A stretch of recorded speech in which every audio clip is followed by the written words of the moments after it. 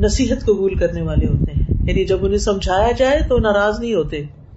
والذین اذا ذکروا بآیات ربہم لم یخروا علیہا صما وعمیانا، یعنی جب ان کو رحمان کی آیات کے ساتھ کوئی نصیحت کی جائے، قرآن پڑھ کے کوئی چیز بتائی جائے تو وہ ان پر بہرے اور اندھے ہو کر نہیں گرتے، یعنی آنکھیں کھول کے اور کان کھول کے سنتے ہیں اور بات کو سمجھنے کی کوشش کرتے ہیں اور پھر اس پر عمل بھی کرتے ہیں.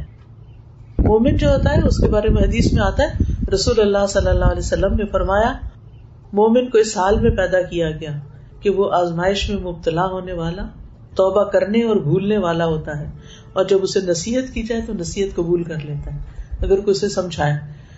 آپ دیکھیے کہ جیسے نماز نہیں ہوتی اگر ہمارے ٹخنے ننگے ہو جائیں، نماز نہیں ہوتی اگر ہمارا دوپٹہ باریک ہو اور ہمارے بال جھلک رہے ہوں یا گردن یا کان وغیرہ. اب یہ ریکوائرمنٹ اللہ تعالیٰ نے بتا دی، ہم اس میں اپنی مرضی سے کمی بیشی نہیں کر سکتے اور خود سے نہیں کہہ سکتے اللہ تعالیٰ تو بہت مہربان ہے لہٰذا ہم جیسے چاہیں جو مرضی چاہیں پہن کے پڑھ لیں.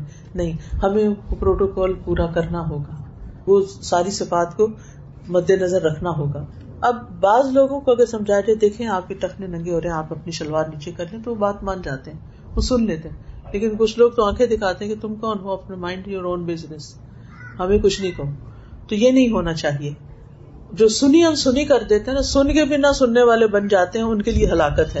نبی صلی اللہ علیہ وسلم نے ممبر پہ یہ بات ارشاد فرمائی، تم رحم کرو تم پہ رحم کیا جائے گا، معاف کر دو اللہ تمہیں معاف کر دے گا. ہلاکت ہے ان لوگوں کے لیے جو صرف باتیں سنتے ہیں، ہلاکت ہے ان لوگوں کے لیے جو اپنے گناہوں پہ جانتے بوجھتے اصرار کرتے اور ڈٹے رہتے ہیں، یعنی غلط کام کرتے ہیں اور پھر اس پہ جم جاتے، توبہ نہیں کرتے. تو پھر جب توبہ نہیں کریں گے تو کیا ہوگا؟ جو گناہ ہمارے اعمال نامے میں رہ گئے اور ہم نے توبہ نہیں کی، معافی نہیں مانگی، تو قیامت کے دن ان کا خمیازہ بھگتنا پڑے گا.